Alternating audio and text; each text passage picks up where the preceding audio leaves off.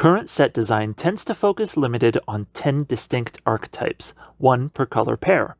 And if you look close and squint, you can kind of find that here. But to do so is to miss one of the best parts of Time Spiral Remastered. Rather than archetypes that fit squarely in specific colors, there are themes that can mix and match colors as you see fit.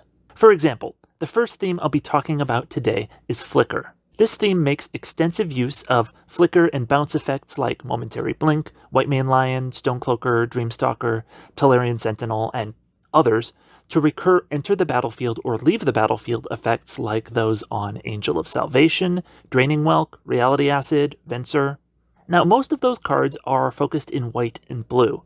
However, those aren't the only colors you can use.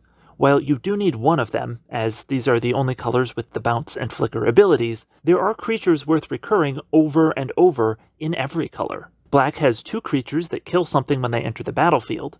Red has 2 of those in 1 card, as well as a bounce spell for opposing creatures. Green has...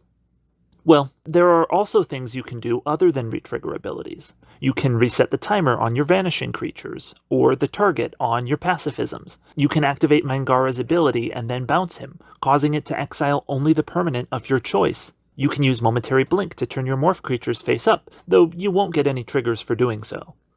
You can combo Grinning Ignis with Stormfront Riders to turn all your red mana into 1/1s. And that's just in the base set. If you add in the time-shifted cards, you get more flicker spells, and so many more targets. Green goes from being the worst combo color to the best. There are just a ridiculous number of things you can do with this, and I don't have time to go through all of them, but I'll mention one. You can combo Beast Whisperer with any of your creature bounce spells to just keep drawing as many times as you have mana for. This archetype is a good example of something that I think is true for the entire set. Don't force it. You should be, first and foremost, taking good cards. Once you have good cards, take cards that synergize with them. Yes, a deck with 6 Dreamstalker and 6 Reality Acid sounds awesome, but what if you take an early Reality Acid over a better card and then never find any Dreamstalkers? Remember, a lot of the enablers in this archetype only hit creatures. And here's the thing. This set has 20% more commons and 25% more uncommons than a normal set. This may not seem like a lot, but it's actually going to be substantially harder to find any specific card. That means you shouldn't make draft picks based on what you may find down the road because, well, maybe you don't ever find it. Focus on picking good cards first and then pick based on what you already have. Next is Madness. This ability lets you cast cards that you discard, meaning you don't lose value for discarding them. Most of them are pretty solid. 4 of them kill creatures, and all of them can be played at instant speed as long as you can trigger the discard. I also like how Psychotic Break is a discard spell that doesn't itself trigger Madness. 8 of the 9 Madness cards are black, so you do probably need to be playing that color, but again, the combo color can be anything. Blue has great discard enablers in Bonded Fetch and Careful Consideration, but red has additional payoffs like Gathan Raiders and Reckless Worm. And to be honest, you don't need a second color. Black can be its own enabler with Stronghold Rats, Trespasser Ilvec, and Urborg Siphon Mage. And if you do go mono black, there are several payoffs for that. Nightshade Assassin and Tendrils of Corruption get bigger. Sangrophage can get played early and often. The time-shifted slots give you access to Gary, and Black's 4 spells that kill only non-black creatures get powered up because you're reducing the number of black creatures your opponents can draft. This archetype has shared synergy with Delve and also Hollow One, so it can get a lot of value from the time-shifted slot. Okay, I get it. You didn't come here for Flicker or Madness. You want to play Slivers. And I don't blame you. My very first deck was Allies, which is just Enter the Battlefield Slivers. They're awesome, they're tribal, and they are very draftable. Slivers are focused in white, red, and green, and each of these colors has 4 slivers at common, 1 at uncommon, and 1 at rare. That's a lot. There is so much versatility in how you can play them. You can pick just 2 of these colors, or you can grab Mr. Gemhide and play all 3. You can play all 5 if you're lucky enough to pull the most valuable card in the set. And like the other themes in this format, you can play just one of these colors and combo it with blue or black, especially if you pull one of the gold uncommons. Now, I know that pack 1, pick 1, you're going to see that reflex sliver and go, oh, slivers must be open. But let me stop you right there. Everyone and their mom wants to play slivers. A real indicator of whether they're open is if you can find the slivers that stack. See, Reflex Sliver isn't great because once you have one in play, more copies of them don't help you beyond just being a sliver body. You want to focus on things like Sinew Sliver, Bone Splitter Sliver, maybe Virulent Sliver.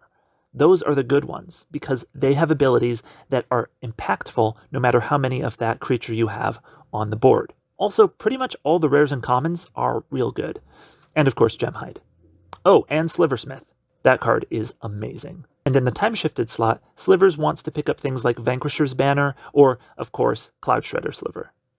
Okay, here's one theme that is only in 2 colors. However, this is less of a theme and more of a package that you can play even in a deck that's just white or just black. There are only 2 payoffs, Amru Scout and Blight Speaker.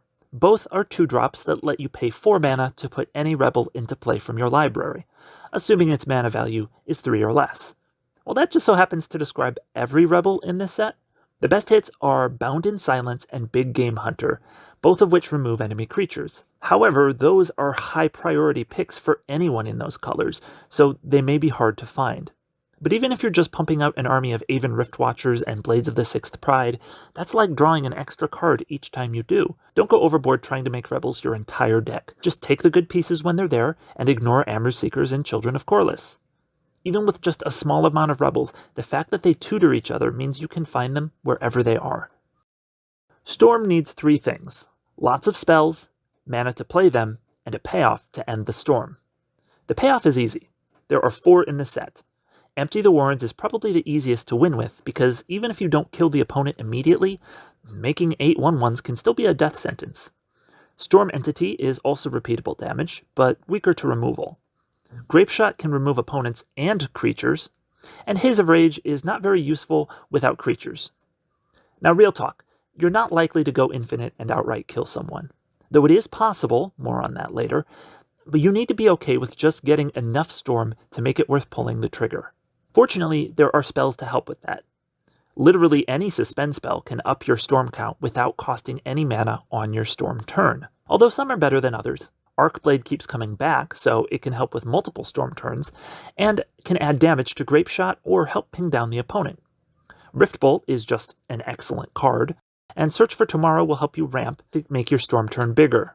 On top of that, Chromatic Star adds a Storm and replaces itself for just 1 mana.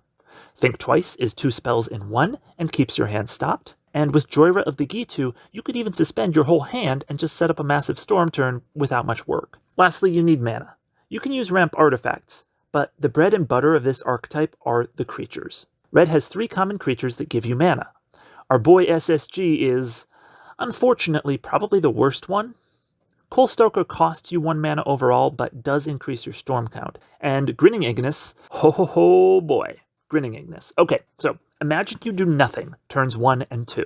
Turn 3, you play my boy Iggy. Turn 4, untap, play a land. Now you have 4 mana available. You use 1, down to 3, bounce Iggy, giving you 3, so you have 6 mana. Play Iggy, taking you down to 3. You use 1 mana, down to 2, to bounce Iggy, so now you have 5 mana. Replay Iggy, down to 2, bounce Iggy, down to 1, and then back up to 4. Now you drop and empty the Warrens for 6 goblins. Is that going to win you the game by itself? No, but that was assuming you played nothing else turns 1 or 2, and it involved a turn 3 to 4 progression with just 2 commons. This is the very most basic thing you can do, and it can just get out of control from there. Iggy is the real deal. It effectively lets you increase your Storm count 1 time per mana you have. The other real deal is Cloud Key.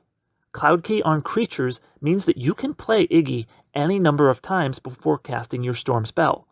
This is the only way I have found to go infinite in this format, and it only requires a specific rare and a specific common.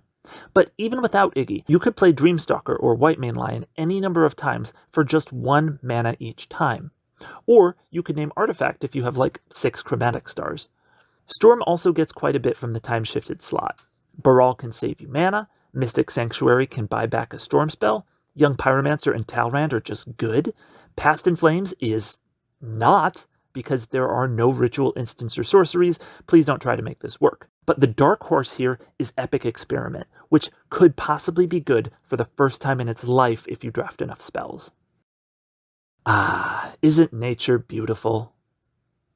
Okay, maybe not. This archetype is about playing creatures that collect a spore counter each turn. They let you remove 3 spore counters to create a 1/1 Saproling, and most of them let you sacrifice Saprolings for utility. Now the important ones to get are Spore Sower Thallid, who gives each of your fungi a spore counter each turn, and Sporoloth Ancient, who reduces the necessary spore counters for germination to 2. The rare Felon of Havenwood is also great, pumping your fungi based on their spore counters. This archetype isn't super deep, so it can probably only support 1 player per draft pod, but if that's you, this can be a formidable deck. Add some team pump like Gaia's Anthem, Fortify, Tromp the Domains, Strengthen Numbers, and your opponents will die before they know what hit them. For time-shifted cards, this archetype wants Yawgmoth, Evolutionary Leap, Zulaport Cutthroat, Vanquisher's Banner, Contagion Clasp, and Slimefoot, all for obvious reasons. The last archetype I want to mention is Suspend. Suspend is a mechanic that lets you pay for your spells with time rather than mana. Each turn, you remove a counter, and when the last counter is removed, you cast the spell for free. Now this isn't necessarily a huge archetype. Personally, I would be wary of running too many Suspend spells, as they tend to cost a lot if you do want to cast them straight up, and playing too many can put you well behind your opponent. However, there are 4 cards that make this appealing. Timebender and Shivan Sandmage each have the ability to shave 2 turns off a Suspend spell, which is a lot considering the average Suspend time is 3.7 turns. On top of that, Rift Elemental and Joyra's Timebug, despite having poor stats, can repeatedly eat time counters, meaning you can power out your Dirkwood Baloth or make your Arcblade hit again and again. You could also put more counters on your suspended Banalish Commander or Eon Chronicler to just keep triggering their abilities. This seems like the type of deck that won't come together all that often, but when it does, it will be sweet. That's all the time I have for today. I am super excited for this set, and I hope you are as well.